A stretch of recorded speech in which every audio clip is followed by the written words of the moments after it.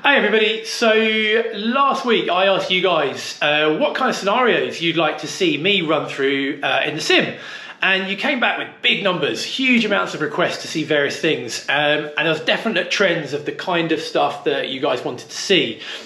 So I've just got back from the sim after running 3 different scenarios, the 3 most kind of interesting, most kind of request scenarios that you guys put forward over the last week.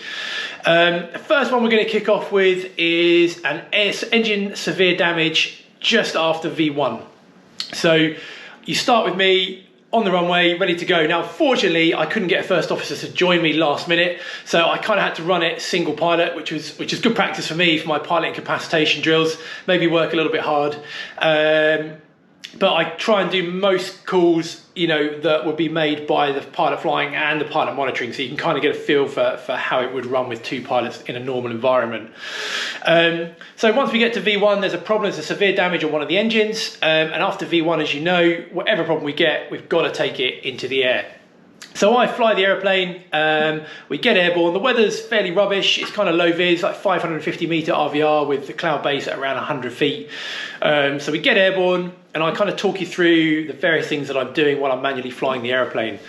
And I finish the video once we get up to a safe altitude, which in this case was 3,000 feet. I've got the airplane under control, we've run through the memory items, and I get the autopilot engaged. So here it is now, we'll run through it and I'll get back to you at the end of the video with a quick summary of what we did. So 222, 222, timing.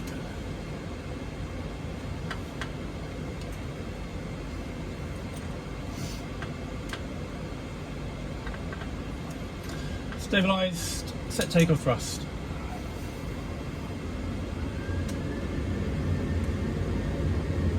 Takeoff thrust set, indications normal.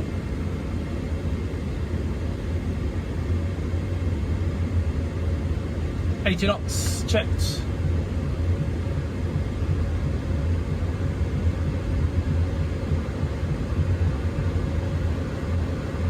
E1, rotate, engine failure.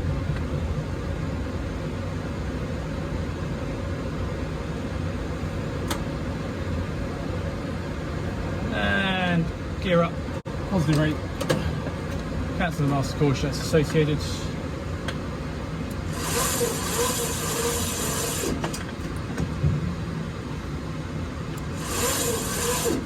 So now we're climbing safely away from the ground. We don't do anything now until we're above 400 feet above the ground.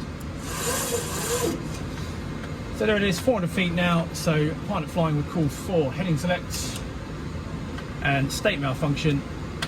So pilot monitoring now would now diagnose that engine fault. And I'll do that now. So we've got 0 N1. We've got a low EGT with engine fail. We've got 0 fuel flow. We've got low N2. We've got no fire or overheat warning lights. That's an engine severe damage, engine number 1. I would agree with that. And then we will call for the memory items. So electric associated. So pilot flying, I'd say engine severe damage, memory items, my radios. So auto throttle lift engaged, disengaged, disengaged. Thrust lever, engine number 1, confirm, close, confirmed. Close. Now there's 1,000 feet, so at which point we have to start accelerating. So I'm going to call bug up. And pilot monitoring will set that for me. Carry on with memory items then. So engine start lever, engine number 1, confirm, cut off, confirmed. Cut off. Engine fire switch, engine number 1, confirm, pull. That's confirmed. Pull. There's no fire overheat, so there's no need to rotate that. Now we're waiting for the speed to get above our V2 plus 15 speed, which is a little white bug here on my airspeed tape. Once we're above that speed, we can start retracting flaps. Looking to maintain the runway track here. There's the white bug, we're accelerating, so I would call flap 1, pilot monitoring would say speed checks, flap 1.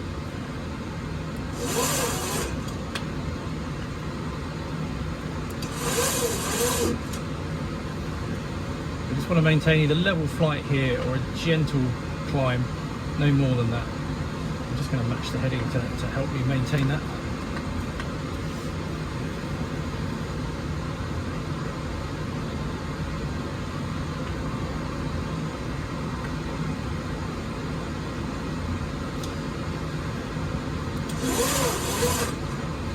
now we're above the flap 1 placard speed, sorry, flap 1 manoeuvre speed, so I can call for flaps up. The speed checks flaps up.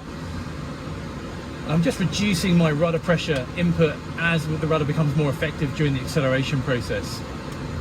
So I get a pan call out, pan, pan, pan, pan, pan, pan. Engine failure, climbing straight ahead, 3,000 feet, standby. That would be approved, so it's reset.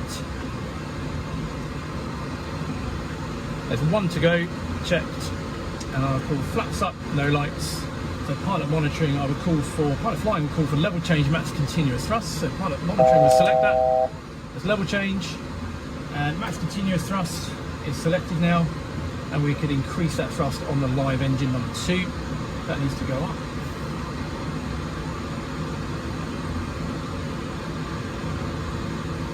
Max continuous thrust. And we're going to continue the climb now to 3,000 feet, which is above the MSA, maintaining the runway track initially. Just as we start to level off, I'll call for 220 knots. Pilot monitoring will select that, and now I'm going to level off at 3,000 feet. Manual thrust.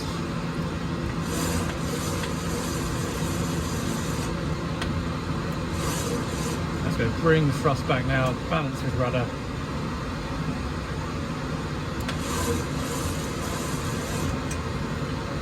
Just keeping it in trim. So now we are at 3,000 feet at 220 knots, maintaining the runway track. Now I can engage the autopilot to Command A, and I can just start trimming out that rudder.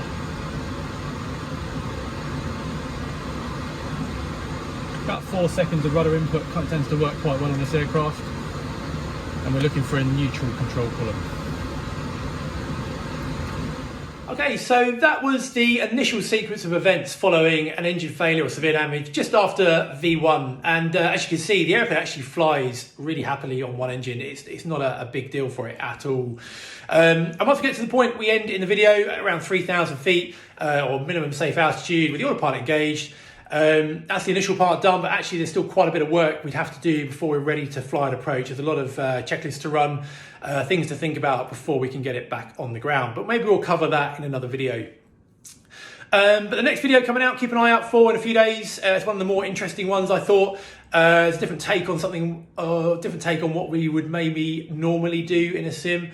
So I'm going to be doing a manually flown single engine ILS down to Cat 1 minima, where the cloud base is just about 200 foot above the ground. Visibility is not very good. That's fairly normal, but we're going to be doing it with a max crosswind down the approach. And that's not something I've done before. And it's not something we normally train for, because if we ever did have an engine failure, we're going to look for an airport that's got a runway pretty much orientated as much as into wind as we possibly can. Certainly not a 33 knot crosswind. So I'm going to fly that. I did it a little bit earlier on today, just me on my own. So if you want to see how that ends, whether it ends successfully or a ball of fire short the runway, then stay tuned, and I'll see you in the next one. Cheers.